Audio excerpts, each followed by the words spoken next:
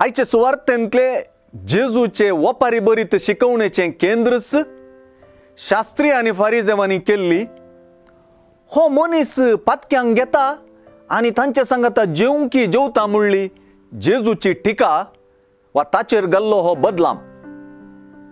कित्याक तांचे प्रकार एका शिकोवणदारान पातक्या आनी सुंकांगारां संगी मेळचें वा बरसूंचें शिकोवणदाराक सोब दिना।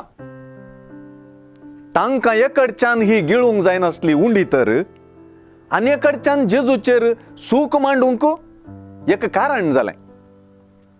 जेजून मात्र पातक्या आनी सुंकांगारांक सांगाता घेवन आपले मिसांव तांचे खातीरच म्हणून रुजू केलें। चुकून गेल्ल्या गवळ्याची वपार हे दिशेन दोन दारींची तालवार।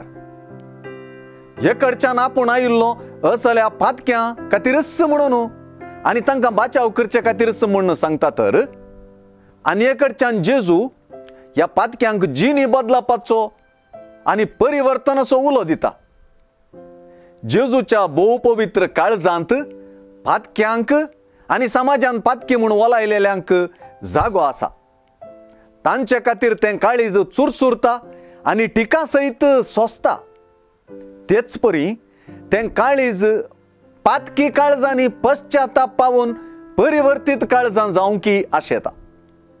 आमचें पश्चाताप पावप वा आमच्या काळजाचें वा जिविताचें परिवर्तन जेजूच्या भोव पवित्र काळजाक स्पंदन जावची भोववर्ती रीत म्हणून जेजून सांगून दिला। ह्या वरवीं दैवी काळजी संतोसता आनी चुकून गेल्ली शेळी गवळ्या खांदार संतोसता।